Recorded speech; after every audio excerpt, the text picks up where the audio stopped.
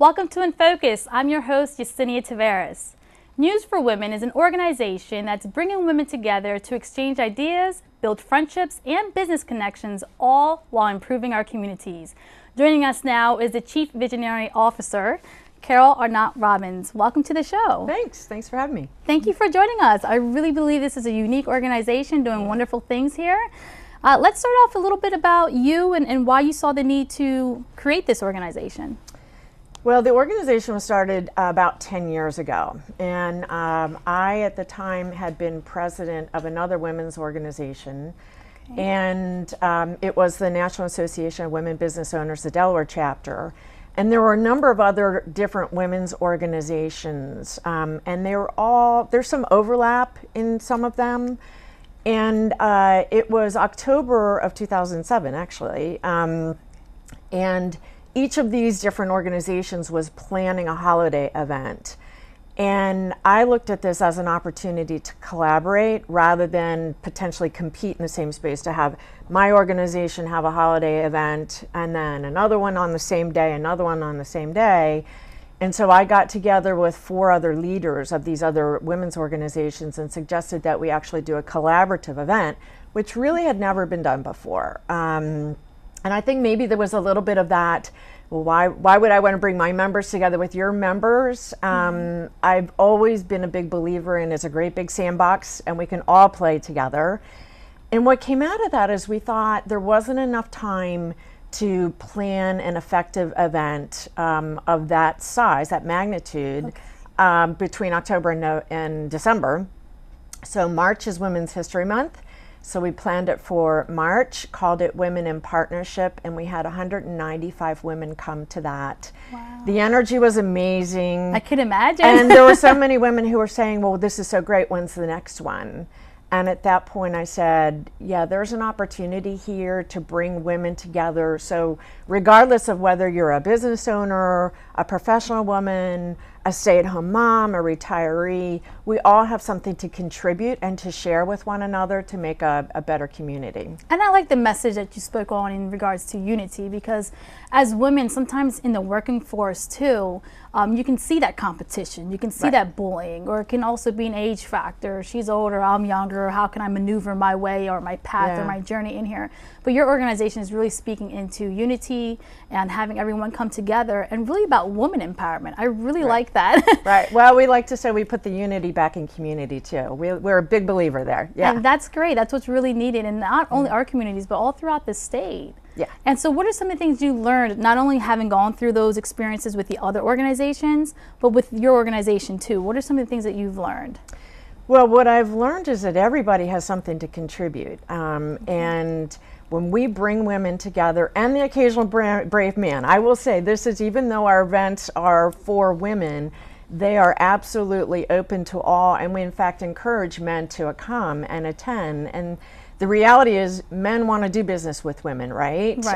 And women are the chief decision makers, oftentimes, certainly in the home, purchasing decisions, oftentimes in a business environment. So we want to bring people together to share ideas, to help one another, to perhaps facilitate introductions. If I know that you could benefit from meeting this person, I will put the two of you together and then let you take it from there. That's powerful. Yeah. That's very powerful. And let's get into, like, what does it look like in regards to building these friendships and these connections? How do you make that transpire? Well, sometimes it's one-on-one, but when I host an event, oftentimes I know a lot of the women who are coming because maybe they've been coming for years. And so as I'm talking to somebody, my brain is always thinking, who should know this person or who should know this organization? And then I can, maybe it's just a virtual intro. Maybe it's hey, Mary, I'd like to introduce you to Sally. Here's a virtual intro. I think you would benefit by whatever, and whatever the reason is, I think that they should know each other. So. Okay, and what are some of the other things that the organization is doing in regards to not only events, but like making an impact in our community? Can you explain like what that looks like? There are a couple of things, and some are more community focused. Some of the things that I'm doing and have done have to do with more corporate entities. I think there's a huge opportunity, a huge untapped opportunity for corporations in our community and beyond to really help their female employees, and not necessarily just leadership, because that's leadership sort of a buzzword that you hear a lot. Okay. Not everyone wants to be a leader, right? There are some women who are natural leaders and they do aspire to leadership within their organization. But there are a lot of other women who simply want a career progression. And so some of the things that we have been doing, and I'd like to do more of, quite frankly, is to work with companies, particularly around their employee resource groups or associate resource groups, to bring some skill development into those companies to help them understand how to attract, engage, and retain a workforce. Okay. And again, there's another buzzword about work-life balance, and I think we could toss the balance out and let's just call it work-life integration. And how is it that as women who are often very busy and carrying a lot of the load at home as well as being employed, like how is it that we can integrate our personal lives into our professional lives?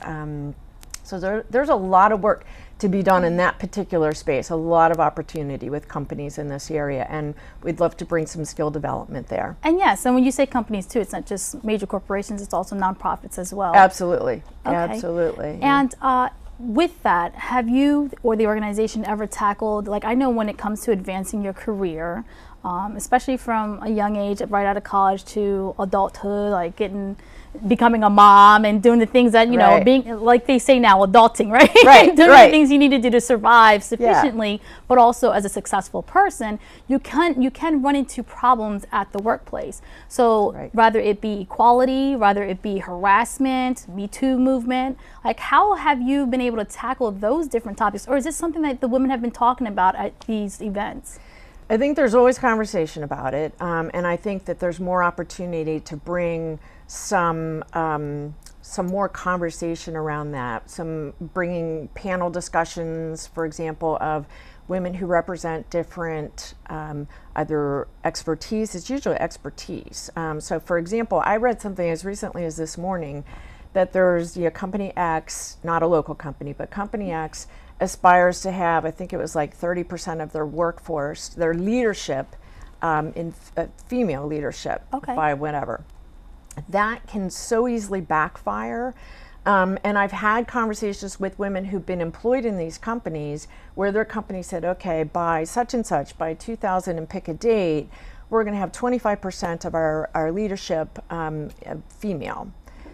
But what happens there, or can happen there, is that women don't necessarily want to raise their hands for those opportunities now because they feel as though somebody just has to check a box, right? Right.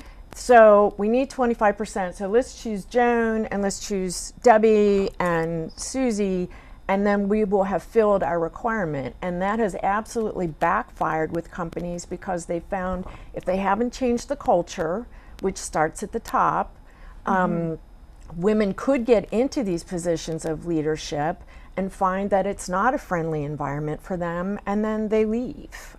So that's a huge opportunity there, is to help companies understand it's not about just checking a box or the whole Me Too movement. It's really about creating a culture that is gender diverse, that is racially diverse, that is really warm and welcoming for all individuals to help, to be employed there. That's right, because, times have changed now, and I believe more now than ever, we are kind of really treating people equally in regards to like the transgender and the we're talking but about it's not we're talking about it. I'm not sure we're doing it necessarily. Yeah. So that leads me to your event that's coming up on September 25th. Yeah. And it's really giving a platform, a talking point to have these discussions about equality and women of all kinds of women, not only diversity, ethnicity, but also if you're gay, lesbian, or transgender, even gender identity. I mean, that's a lot. It starts when they're young. Right. So can you tell us a little bit about this event and how it's providing that platform for people here in the community? Yeah, I'm very excited about this. So Sarah McBride,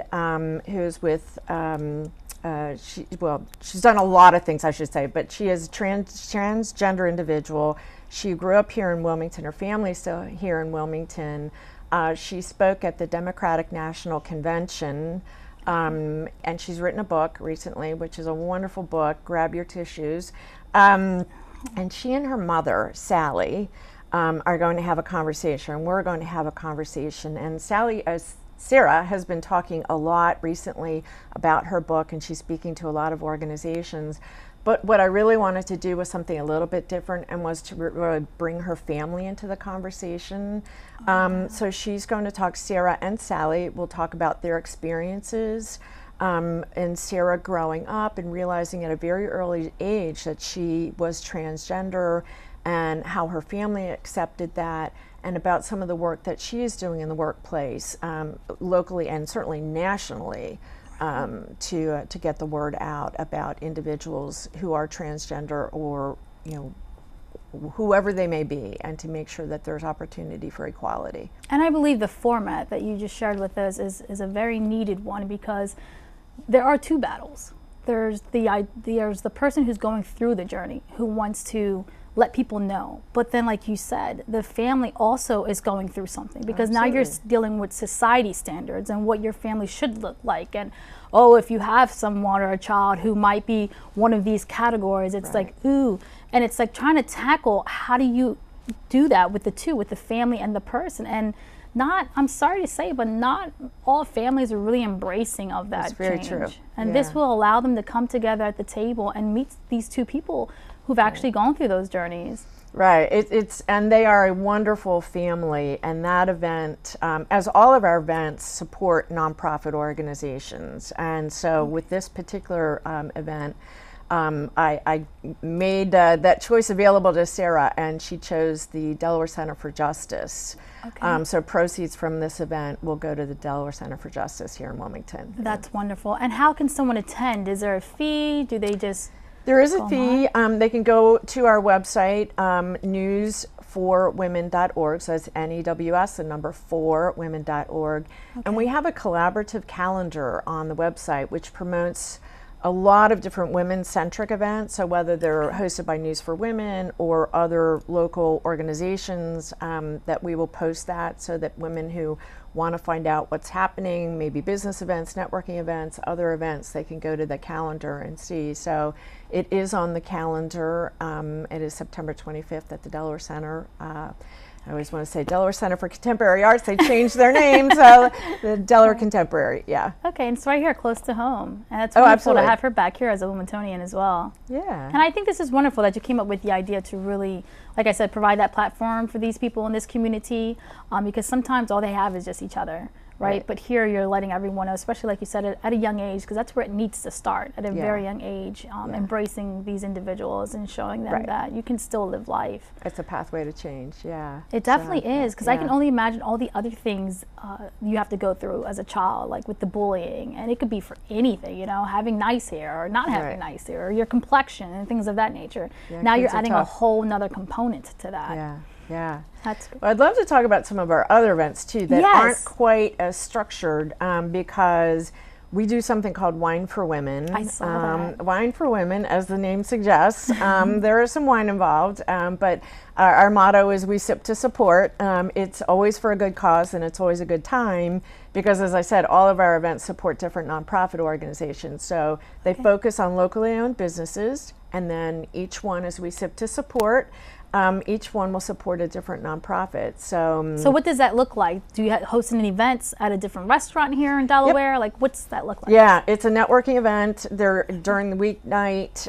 evening, 5:30 to 7:30. The dates vary, but they're all on the calendar. Okay. And so coming up September 17th, we will be at Kid Shalene's, right here in the Trolley area. We will sip to support Plastic Free Delaware. Okay. And then in October, we will be at the Mexican Gastropub right down on the riverfront, Del Pez, and we will sip to support St. Michael's School and Nursery, which is right here in Wilmington. It's on North Walnut Street. It's one of the oldest day school, nursery schools in the entire country.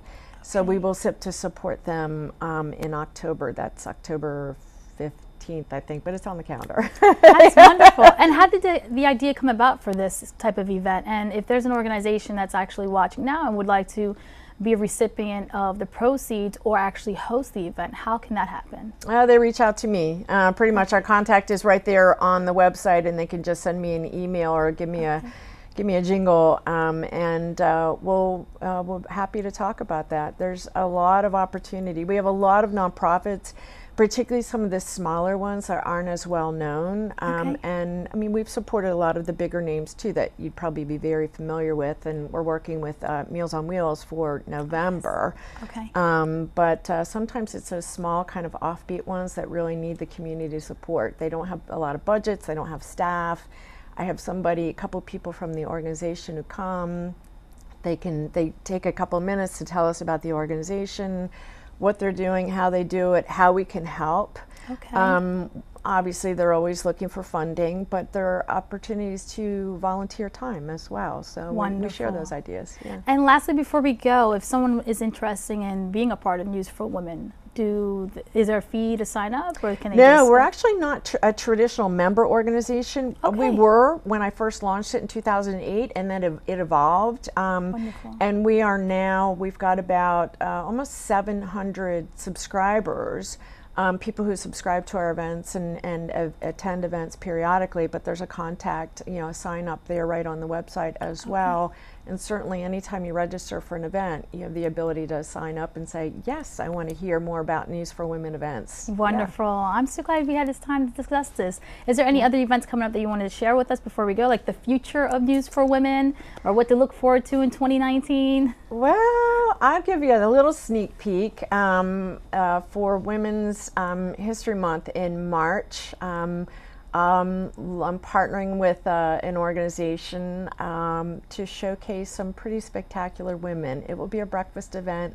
I'm only going to give you a little teaser on that one, but women who are in non-traditional roles, who have excelled in those non-traditional roles. And but Wine for Women is almost every month, so there's a lot of that opportunity, and people should come and get to know other women and learn what's going on in the community and how they can be part of it. We'd love to have them. Wonderful. Thank you so much, Carol. Really appreciate you joining us today. I'm happy to be here. Thanks so much. Yes, you're welcome.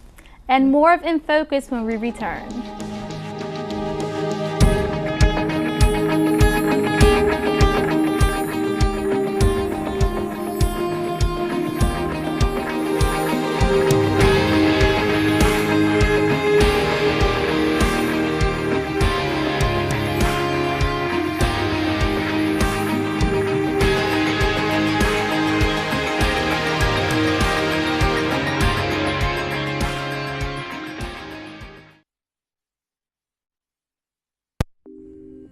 If you slowly lost the ability to walk, what would you remember about your final steps? Victims of ALS lose the power to use their legs, hold someone close, and simply say, "I love you," before their bodies gradually shut down and die. Join the ALS Association's Walk to Defeat ALS and help us find treatments and a cure for Lou Gehrig's disease.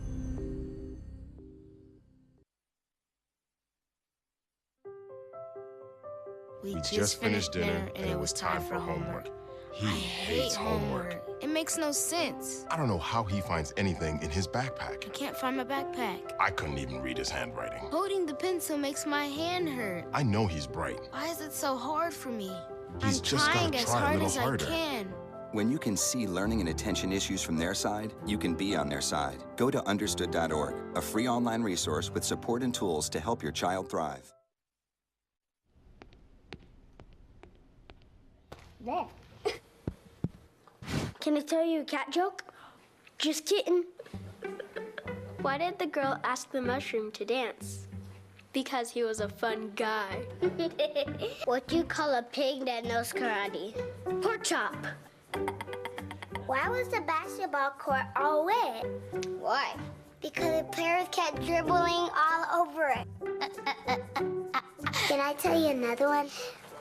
So how does a tissue dance? Put a little boogie on it. What's Beethoven's favorite fruit? Banana. What is a boxer's favorite drink? Fruit punch.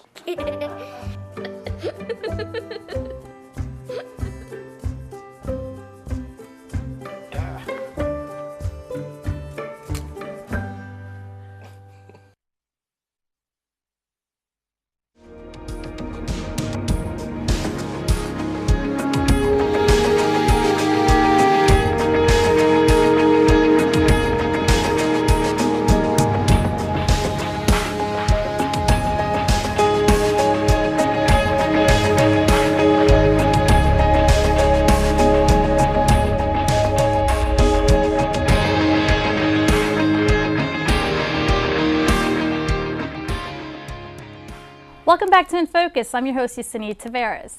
Mayor Mike Przicki, along with Ashley Christopher and Earl Cooper of the Mayor's Office, are bringing back HBCU Week from September 16th through September 22nd.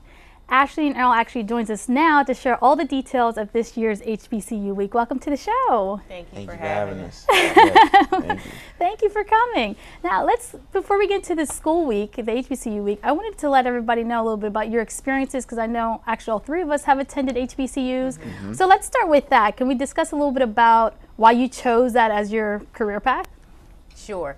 So I'm a double HBCU grad. I went to Howard University for undergrad and the University of DC for law school. I chose an HBCU because I thought it was important, along with direction from my parents, to go to a university where I could see people that looked like me overwhelmingly, not just randomly or sporadically, but I would look around and see a lot of people that, looked like me, that were aspiring to success and greatness.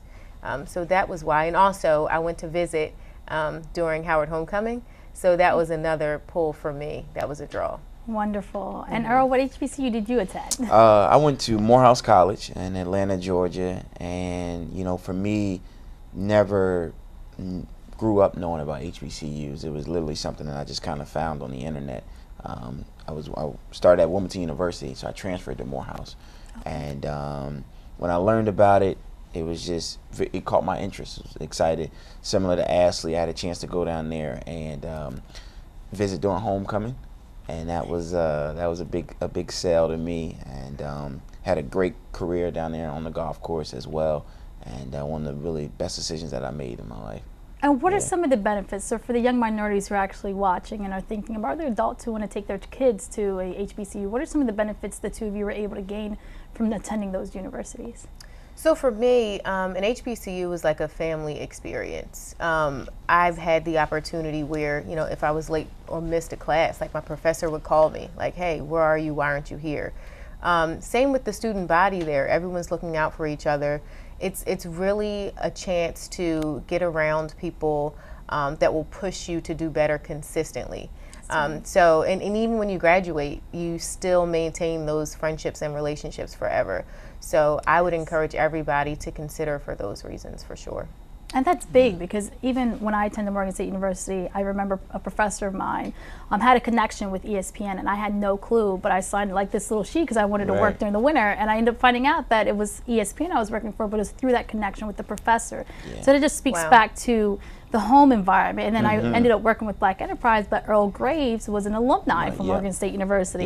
So I really, really key into that family-oriented type of environment. For sure. And for you, Earl? Family was definitely a big component, but I think also for me going to Morehouse, it was just being a part of such a positive legacy, and when you go there and you're walking down the halls of, so many people. I mean, obviously our biggest alumni, Martin Luther King, so he obviously went there, and they're constantly telling you the things that he has achieved while he was a student, and kind of the things that he learned, his foundation here.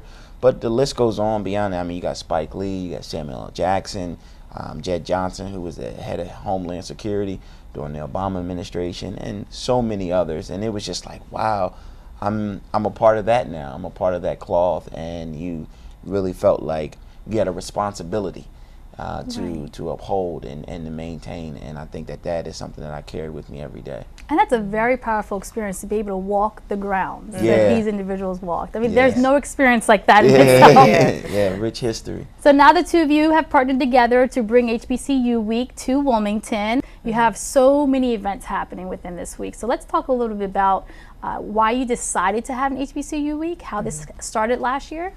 Yeah, I think it's just very important to expose our high school aged population to higher ed opportunities such as HBCUs, because you know you hear constantly about University of Delaware because that's like the home school, and there's obviously good opportunities there, but we want to expose people to different options and opportunities, and you know let them know what we've experienced and what other people have experienced, and that this opportunity is open to them.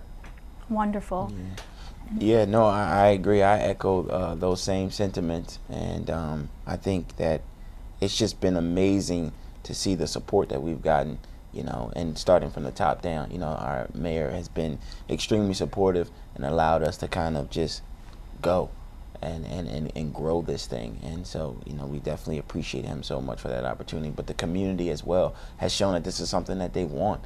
You know, Ashley can attest that, you know, she came up with the idea and said, hey, this is something that we want to do, and it just kind of just snowballed. I use the word organic. It really grew organically, and I think we're seeing it every day, the excitement level and the lives that are being affected by it. Wonderful. And before we go into the events, we actually have a video that highlights how Chemours also partnered with the city, and now there's $400,000 available for scholarships. This is an amazing opportunity. But before we dig into the details, I want the viewers to also see how it's impacting one of our students here. Yes. Sure, yeah. Okay. Dear Ayana, on behalf of the Board of Trustees and our President, Dr. Harry L. Williams, it is a pleasure of the Office of Admissions to Delaware State University to extend an offer of admissions to you for the fall of 2018 semester. I'm really about to go to college soon. Like, this is reality. This is real life.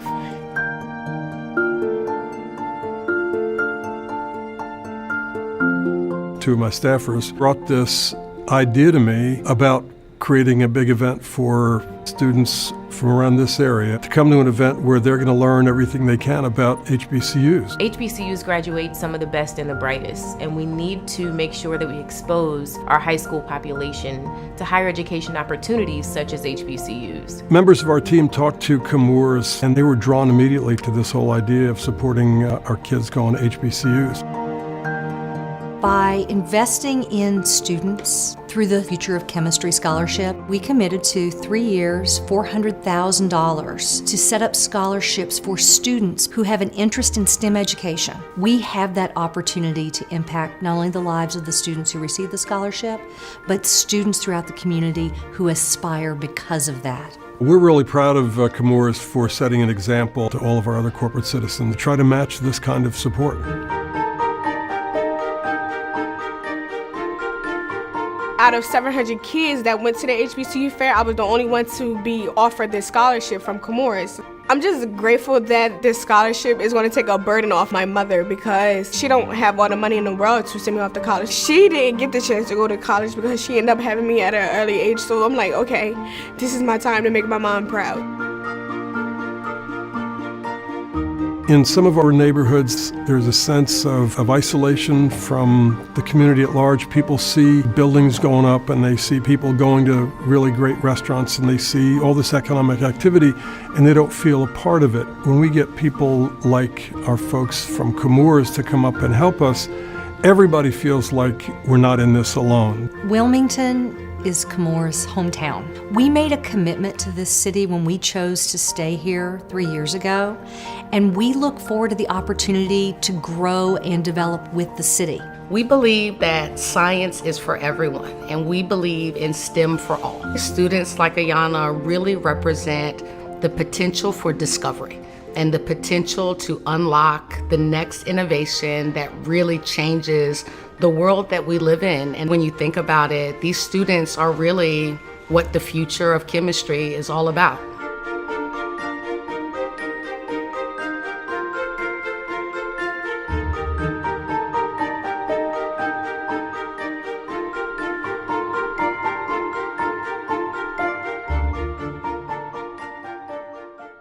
Well, that's amazing. Every time I see that video, I'm like, don't cry, don't cry. No, it's so crazy. hard. Yeah. It's so hard. Yeah. It's amazing that you've birthed this opportunity. It You is. really did. You brought this attention to the mayor, and now it's come to light, and now these students who are aspiring to go to an HBCU have the opportunity, especially as we saw, you know, her mother being as a single mom and raising her, and for some of these kids it's going to be the first time ever in their entire family to attend a university. Yeah. So how did this partnership come about with the opportunity to get the $400,000? Yeah, so, you know, it came about, one, after the college fair, you know, we kind of sat down and recapped, you know, with our committee and Ashley and Tiffany and a few other people, and we're saying, how can we do more? You know, the college fair was a success, but we need to do more. It's one thing to get admitted into college, but we want to help kids get scholarships. And so we had an opportunity to talk to the executive team over at Comores and kind of pitch the idea to them, and they were looking to do some things, and it was just kind of a perfect win-win, perfect storm kind of thing, and they immediately jumped on it, as you can see, and got very supportive. And I must say, you know, we went to them and they said, no, we want to do more. Like, you know, we just don't want this to be a one-off. We truly want to be committed to the changing the lives of these kids and giving them an opportunity. And the support that they have offered has just been tremendous from the top down, from Mark Vignano to Mark Newman to Alvini and Scarborough.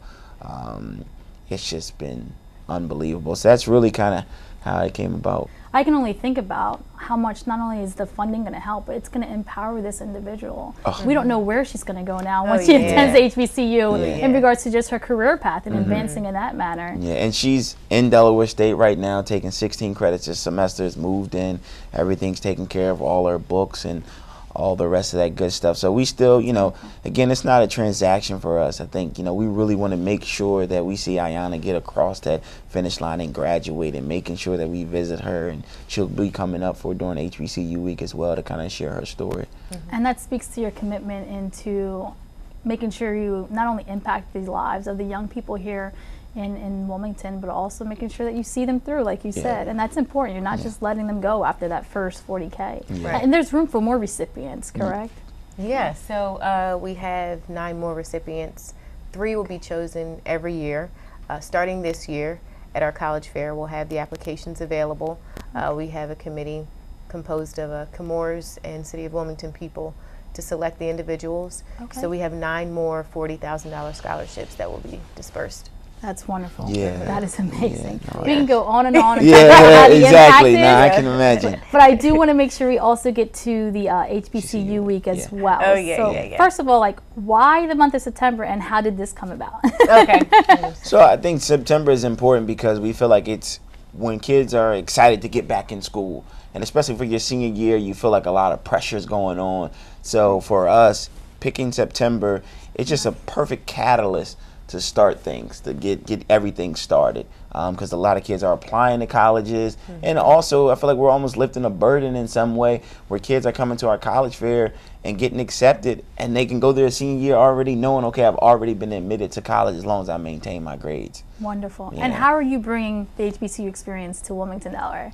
What does this look like? I know we have a lot of events coming up. Right. I don't want to. I want the audience to hear from you. Okay. All right. Because you guys really picked this out. You're really selective, and you want them to really gain this experience. Yes. Yeah. So starting Sunday, September the 16th, we're going to have an HBCU-themed church service at Bethel AME Church on Walnut Street. Service starts at 10:30 a.m. We're encouraging people to come out in their HBCU nalia. If you are a member of a Black Greek letter organization, you can wear that as well. But we just want to highlight the kickoff of the week at a Black church in the city of Wilmington. So that's why we chose Bethel AME, and the pastor, Reverend Beeman, is a graduate of Wilberforce, which is an HBCU. Okay. So it's a perfect opportunity to kick it off there. Following that, on Tuesday, the 18th, we're going to have a community day on the east side of Wilmington. The exact location we will follow up with, but it's going to be close to Howard High School. We're going to clean up a few blocks with some community residents and HBCU alum, just to highlight one of the core principles of HBCUs in their founding is on community engagement and giving back and cleaning up and reaching back and pulling forward. So we wanted to highlight an event that week doing just that with HBCU alum. Wonderful.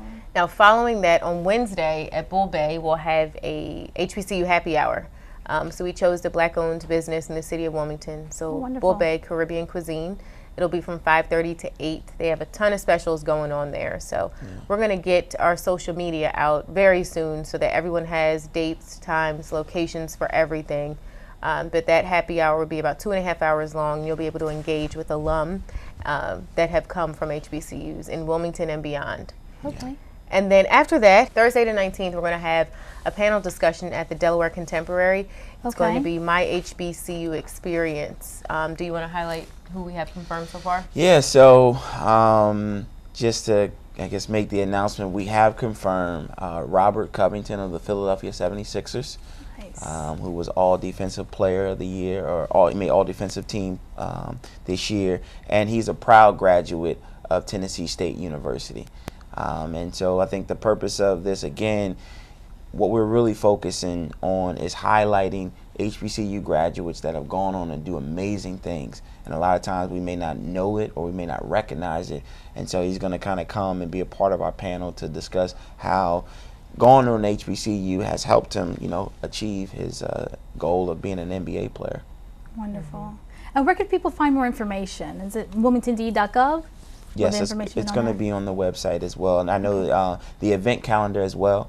If you go to the city's event calendar, you'll be able to click on that tab and it'll lead you to all the details. And we have a couple other more, some heavy hitters coming to our panel discussion as well, but we'll save that secret. I was going to say, there's so much that's going to be happening. Yeah, it's like you have to be there. Yeah, you do. Yeah. You do. And share, before we leave, share that with us. Like, why should people come out? Okay, so before we go, I just want to go with the last 2 dates. So on Friday is our college fair, which is, I think, the most important day because that's when kids have an opportunity to come and meet these different colleges and get admitted on the spot and receive scholarship. We had a kid last year by the name of Joseph Lindsay who's at Lincoln University right now. He got a full ride in 20 minutes. Wow. So it can happen. And as I said, it can set your senior year off the right way. Also on that Saturday at Frawley Stadium, doors open up at 2 o'clock. The event starts at 3 o'clock. We're hosting a battle of the bands. So we're super excited about that. First ever HBCU Battle of the Bands right here in Wilmington at Frawley Stadium. The bands that we have confirmed are Delaware State University, Bowie State, Lincoln, and Hampton. So again, we have 4 bands and they will be competing, and we're going to have some high school bands coming out as well. So that's definitely the week long. And I think that it's so important for everyone to come out and support this event because, one, it just encompasses the HBCU experience from church to community to social hour to top people that have gone on and been successful, kind of that legacy that we talked about, giving opportunity to kids, scholarships in colleges, and the music and having a good time. That's wonderful. Well, this is definitely an event not to miss, and I really hope a lot of people come out. And you're doing a wonderful job. Before we go, I just wanted to give you a pin that we have commemorating the week you. as a fellow Nice. HBCU alum. So. Yes, I'm going to be there with my Morgan State University gear. Yes. Look forward to it. Thank you so much for your time today. Thank you. Thank you. More of In Focus when we return. Do not go away.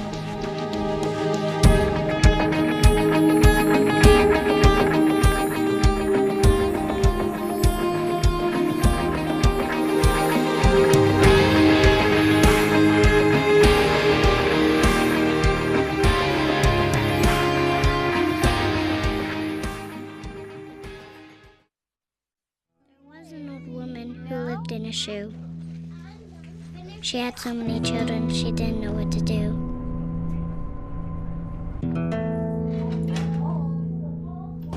She gave them some broth without any bread and kissed them all soundly. Lights out. Good night. And put them to bed. Hunger is a story we can end. End it at feedingamerica.org. Hey, you. Yeah, you. Getting that college education. What are you gonna do? Graduate and take some office job? Be like everybody else? Or will you dare do something different? Like, be a teacher. You could be my teacher. You got the skills. The smarts? Yes, you. You could be the teacher I never forget. That would be cool. Does that corporate job even have recess? What are you gonna make of yourself? What are you gonna make of me?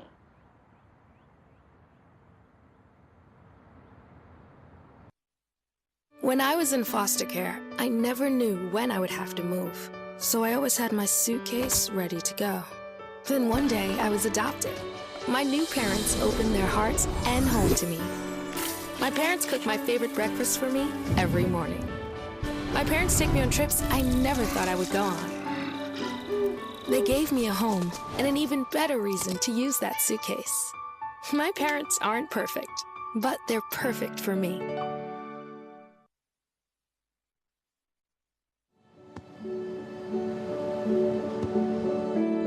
I don't remember how it started. Our back and forth. It always came back. Dad!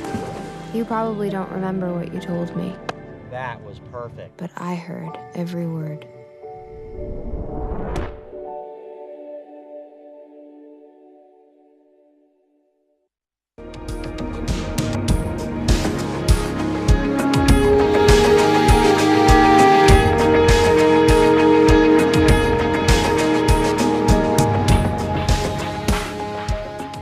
Welcome to In Focus. I'm your host, Yesenia Taveras, and I'm here with Kareem Williams, and he's a prime example of what can happen to you when life gives you a second chance.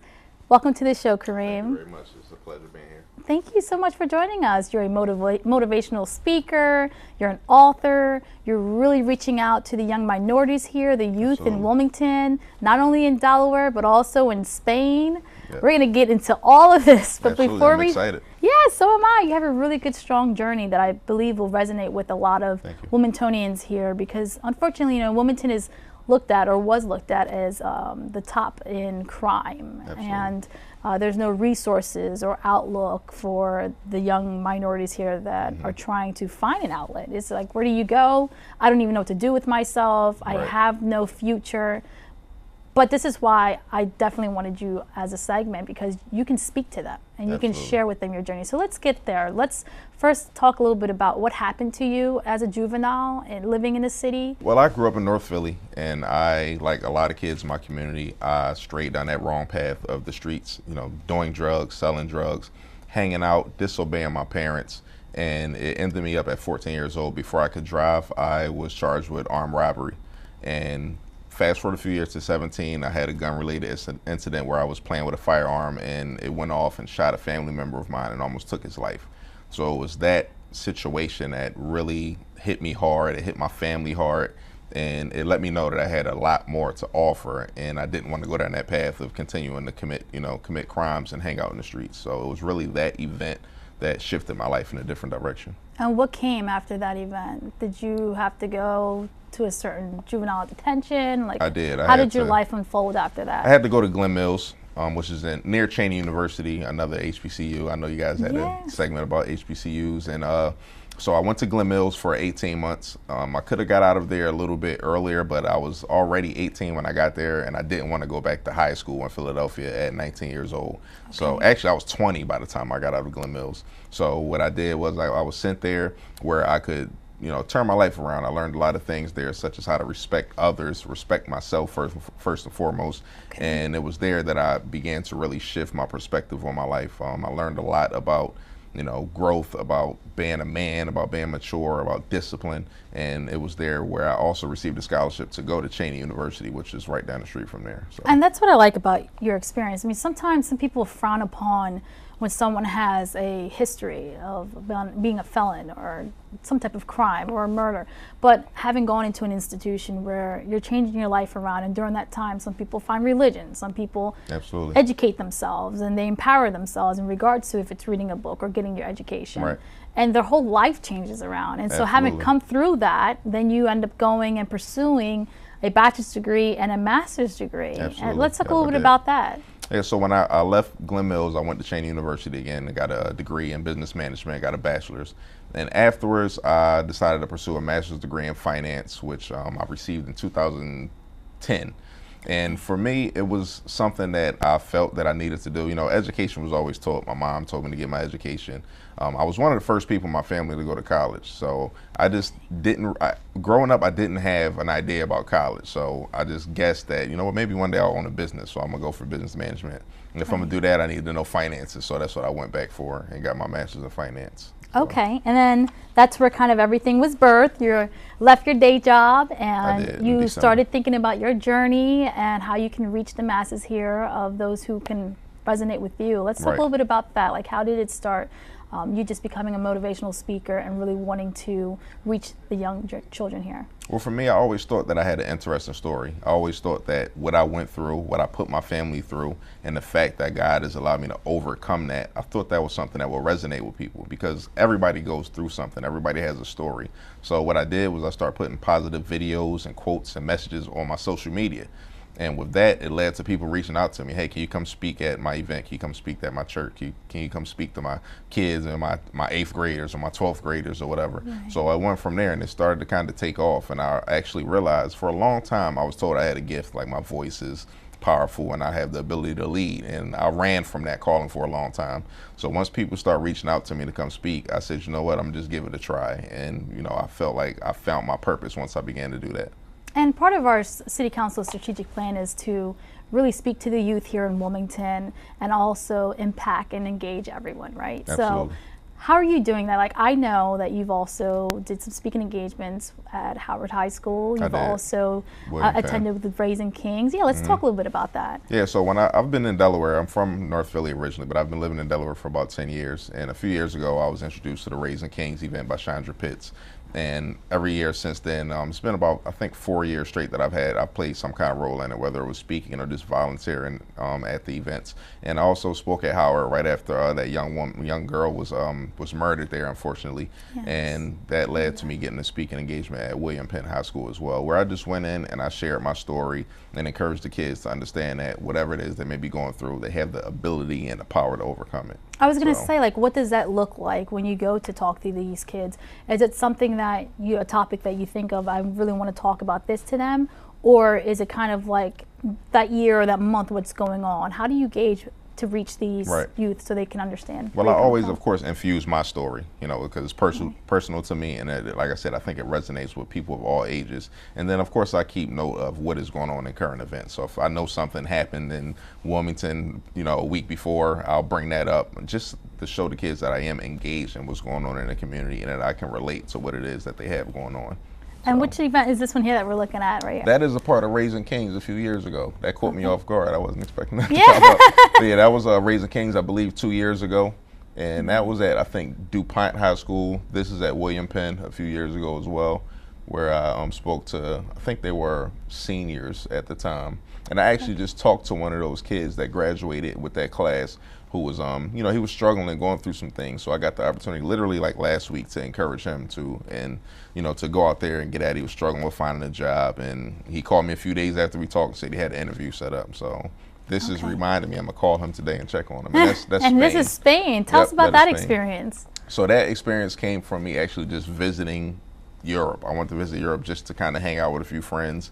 And fortunately for me, one of the friends I was with was a speaker as well. And he had a connection through somebody he met in California that knew a teacher in Spain. I know there's a lot to keep up with. No, that's how the world works. Right, yeah, so it's all about connections and who you know. So we got over there, we touched base with this teacher, and he gave us the opportunity to come in and speak to his kids. So that was a bilingual school. The reception was amazing. They really, really embraced what we had to say. They kind of looked at us as like we were like celebrities or something. I don't know why, but I guess just a lot of Americans come over there and like do that and speak in their schools like that. Right. So I think they really received as well. And giving back. That's, absolutely. That's generally what you're doing. Like, you've made this your choice and your journey. Absolutely. So like I said, leave your 9 to 5 because you saw that there was a need in our communities where youth had to see an individual like you who is doing great things. Absolutely.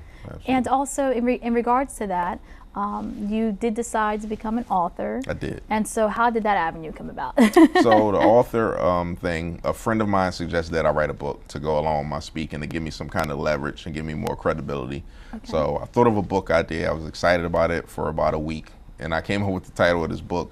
But I realized it wasn't something that was on my heart. You know, I was trying to do it for the wrong reasons. I was doing it with different motives, like just to make some money, just to have a product that I could sell. And that idea fizzled out. But a few years later, like a year and a half after that, I got this idea. I was sitting on my couch. For those who don't know, I deal with depression. I struggle with that at times. But I've been fighting and pushing through that for years now. And at one point, a low point in my life, I was sitting there and I was kind of miserable. I was wallowing in my misery. I was complaining. I was making excuses. And I literally felt like God told me to step aside. And that's where the book came from. When he said that to me, I said, a simple and effective guide for helping you get out of your own way. Because I realized it was me that was hindering my success. So that's how that book idea came about. And from the moment I thought about it, from its conception, I would call it, to the time it was in people's hands was like 4 months. Because it was something that was personal to me and on my heart, and it was really my time to do it at that point. And it's a great book. You have great analogies in there too. The one too about the hot air balloon and it being shut down. I was like, oh my gosh. So how do you come up with these things when you were writing the book? Well, I love quotes. Like, I'm always looking for good quotes. I watch a lot of speakers. I read, the Bible. I read books of other speakers and other people of influence. And I just love quotes. It's something that's short. When you can't remember a whole chapter in my book, maybe if you're driving to work and you need some encouragement, you might remember that one quote that I put in there. So I'm just always on the lookout for something that can inspire and encourage me. And in turn, I take that, internalize it, and push it on to other people. I was going to say, what is the feedback you're receiving, or what are some of the benefits you believe that a young minority who's watching you and who's attending your events and is seeing you as an author or is reading your book, what are some of the benefits and how do you believe it's impacted their lives? The book or just my message Everything, in general? your message, because that's a message in itself. Absolutely, a lot of people don't become entrepreneurs because of fear. Right. A lot of people don't even think about writing a book because it's too cost effective, maybe too costly, and I'm not going to sell enough books, and who really wants to hear my story? Right. So you're tackling so many different areas. Yeah, well, it started with just stepping out on faith and just believing that I had a gift and a message. So my message resonates with people because it is a story of redemption. I was facing 15 to 30 years at 17 years old. Wow. So to go from that to traveling the world, to speaking, to becoming an author, is just a message of redemption in itself, I believe. But I just encourage people to follow their purpose and follow their hearts with things. Like me leaving a job, for instance, I did that because I was miserable. Wasn't ready, didn't have a plan, didn't have the finances you would think you need saved up, but I was miserable. And I realized I was waking up and I did not want to leave my home. And one day I just said, you know what, forget this. It's too much out there for me to experience, to be doing something that's making me miserable. So I'm not saying I will never get a job again, but I won't do anything ever again. I vowed to myself that makes me miserable. So that's a message as well that should resonate with people. It's a lot of people out there that are doing things and it doesn't make them happy. And in fact, it makes them miserable. Sometimes work isn't going to make you happy, but if it's making you miserable, I encourage people to go ahead and walk away. And what would you say to the young African American or young Latino who is on the streets having the type of lifestyle that you had when you were a juvenile? What message could you share with them now in regards to your turnaround? Age-old message of that street life, you end up dead or in jail. I heard it when I was 12 and 13 and 14. I still decided to go that path. And till this day, 20 years later, it still resonates. It's still true.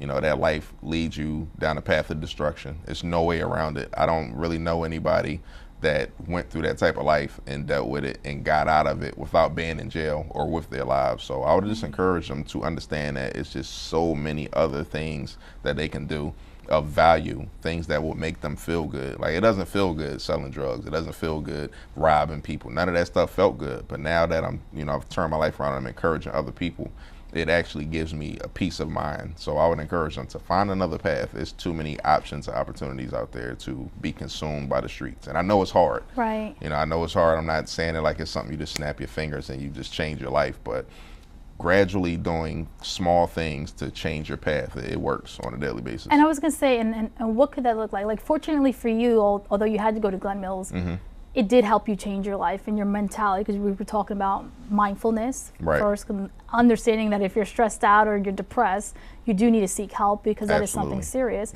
but also education-wise. So if one does not get institutionalized, like, what other resources are out there, you think?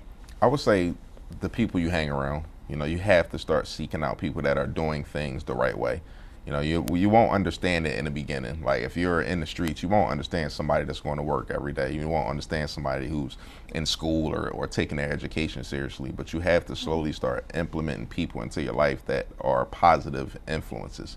It's no way around it. If you continue to hang with the same people, you're going to get the same results. You continue to think the same way, you're going to get the same results. So I would say, you know, getting mentors around them, getting people of influence that want them to succeed and do better. Because I remember growing up, a lot of the people that I had in my circle, they were pulling me down, or they were satisfied and content as long as I was on the same level as them.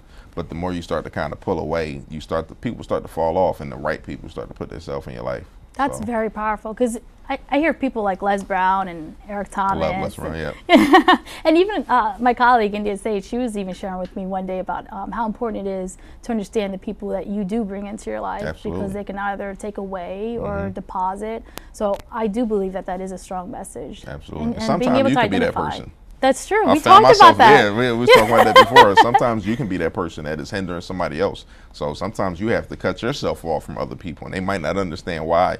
But you know, sometimes that's why I strive to be the person that people want to be around. I don't want to be a person that people are behind my back talking about. I need him to stay out of my life. You know what I mean? So no, energy is real. It definitely is real. It's very important. It's one of the next, you know, most important things next to your mindset and how you think. And like you said, the people you hang around with and that family-oriented environment and the support, like that's truly how all of our shows here are so successful at WI 1022, because as a team, we all support one another, and we know what we want to bring into each other's lives as a success. So that's a perfect point there. Thank you.